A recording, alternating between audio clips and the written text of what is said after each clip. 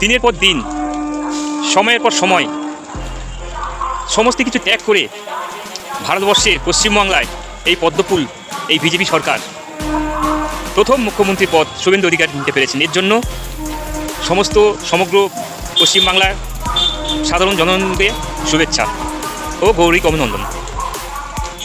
বাংলায় আমরা বিজেপি সরকার এনেছি।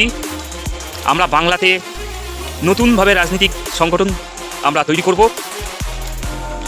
আমাদের মুখ্যমন্ত্রী শুভেন্দু অধিকারী নির্দেশে সামনের দিনে আমাদের প্রত্যেকটা ভারতীয় জনতা পার্টি কর্মীকে যেভাবে অপদস্থ হতে হয়েছে, যেভাবে তাদের ওপর অত্যাচার, তাদের বাড়ি ঘর, তাদের সমস্ত সম্পদ লুট করেছিল যে সকল অত্যাচারী, তাদেরকে আমরা ছাড়ব না। কাল থেকে আজ আমাদের মুখ্যমন্ত্রী গঠন হয়েছে, কাল থেকে আমরা অত্যাচার শুরু করব। প্রত্যেকটা মুসলিম সম্প্রদায় তাদেরকে তুলে আনবো, তাদের রাস্তায় কুপিয়ে শেষ করব। এটাই আমাদের অঙ্গীকার। শফিউল, আফতার, মনিরুল, নাসিরুল, এদের প্রত্যেককে গ্রামে বাসে জলে জঙ্গলে যেখানে আমরা পাবো, এদেরকে আমরা বাড়িতে ফেরাবো না। এদেরকে আমরা উচিত শিক্ষা দেব। এরা জানে না ভারতবর্ষের কোন রাজনৈতিক দলকে এরা আঘাত করেছে। আজকের দাঁড়িয়ে আমরা এর ভিত দেখে নেব। চলে এসো আমার সংগঠনের সমস্ত কর্মী, নেতা, সদস্য। আমরা যাতে এই সকল অত্যাচারী, এই সকল মানুষেরা আমাদেরকে যেভাবে আঘাত এনেছিল, এদেরকে কিন্তু আমরা ছাড়ছি না। মনিরুল, আফতার, নাসির, সৈফুল, জাকির, এদেরকে বাড়ি থেকে বের করে আনা হবে। কাউকে ছাড়া হবে না। প্রত্যেককে কিন্তু একটা রক্তপাত ভিড় দেবে। আবার বলছি, আমার সমস্ত বন্ধুরা প্রত্যেকে কিন্তু আমার হাতে হাত রাখুন। আমরা অবশ্যই এর একটা ফল প্রকাশ করবই। হ্যাঁ, ঝুমা, এরিনা, সীমা, আরও পাড়াই মৌসুমি, এরাও অনেক কথা বলেছিল, কটূক্তি করেছিল। এদেরকেও পর্যন্ত আমরা গায়ে আঁচল ধরে ফেলে নিয়ে আসবো, চুলের মুখে ধরে ঘোরাবো। আমাদের এটাই চিন্তা ভাবনা।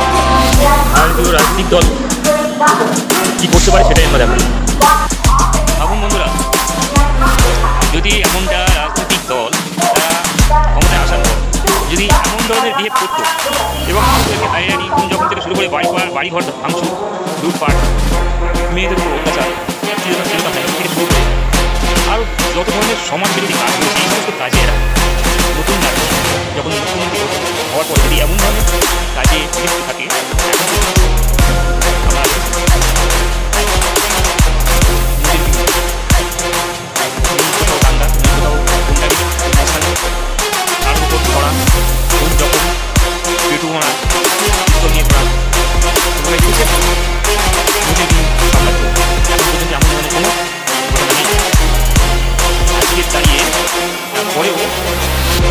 মুখ্যমন্ত্রীকে, নবাগত মুখ্যমন্ত্রীকে তাকে অপপ্রচার করা হচ্ছে, তাকে কালিমা মাখানো করার চেষ্টা করা হচ্ছে, তাকে হয়রানি করার চেষ্টা হচ্ছে, বিভ্রান্তি করার চেষ্টা হচ্ছে। কে বা কারা করছেন সমাজে আমরা দেখতে পাচ্ছি স্পষ্ট। তো আমি এটা বিরোধিতার চেষ্টা করছি, আমি নিন্দা প্রশংসা করছি। আমাদের মাননীয় মুখ্যমন্ত্রী তিনি মন্ত্রিত্ব পদ যখন পান, তারপরে থেকে সাংবাদিক বৈঠকে বলুন, কোনো সভাতে বলুন, এমন ধরনের দুর্নীতির মন্তব্য বা কুরুচিকর মন্তব্য বা অন্যায়ের প্রস্তাব কখনো রেখেছেন? না, বাস্তবে আমরা সেটা দেখিনি। এমন কোনো ভিডিও আপনারাও দেখেননি সোশ্যালে। তাহলে ভাবুন, কিছু সংখ্যালঘু মুসলিম ভাইয়েরা তারা অপপ্রচার চালাচ্ছে, মানুষকে ভুল বার্তা দেওয়া হচ্ছে। শুভেন্দু অধিকারী তিনি কাউকে ভালো চোখে দেখছেন, কাউকে খারাপ চোখে দেখছেন। এইটা সম্পূর্ণ মিথ্যা। তিনি মুখ্যমন্ত্রী পদ পাওয়ার পর একবারও বলেননি যে তাকে মারব, তাকে ছাড়বো না, একে ছাড়বো না। এই ধরনের কোনো মন্তব্য নেই। ভারতীয় জনতা পার্টি শুধু একটাই বার্তা, ভারত কা সবকা সাথ সবকা বিকাশ। তো আমি এটাই বলার উদ্দেশ্য, আজকের যে সকল মুসলিম ভাইদের জন্য পশ্চিমবাংলায় এমন কিছু ঘটনা ঘটেনি, কিন্তু তারপরেও রটানো হচ্ছে, যার ইঙ্গিত, যার আশঙ্কা বাংলাদেশে পর্যন্ত চলে গেছে। সেখানে সবার পর সভা শুভেন্দু অধিকারীকে একটা নোংরা বার্তা সমালোচনা চলছে। তাকে বাংলাদেশের তাকালে তাকে চোখ তুলে নেওয়া হবে, তাকে অকথ্য গালিগালাজ কিস্তি করা হচ্ছে। তো এগুলো কেন হবেই বা কেন? আমরা দেখছি মুখ্যমন্ত্রী পদ পাওয়ার পর কতটা শান্তি শৃঙ্খলা বজায় রয়েছে, মানুষের মধ্যে কোনো অন্যায় অত্যাচার খুন জখম কোনোটাই নেই। তাহলে দরকারটা কি আছে?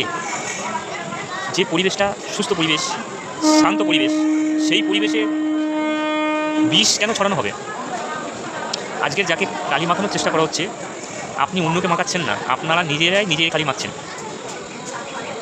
যখন ভালো কিছু ঘটে তাকে রটিয়ে খারাপের জায়গাটা আনাটা বেশিক্ষণ লাগে না। আর যখনই কোনো ধরনের বিশৃঙ্খলা একটা জায়গা তৈরি হবে, তখন কিন্তু আপনারা নিজেরাই ফাঁসবেন। তো আমরা ভারতীয় জনতা পার্টি চাই সবাই সুস্থ থাকুন, ভালো থাকুন, শান্তির সাথে রাজনীতি করুন, বাংলার শান্ত পরিবেশ শান্তি বজায় রাখুন। জয় শ্রী রাম।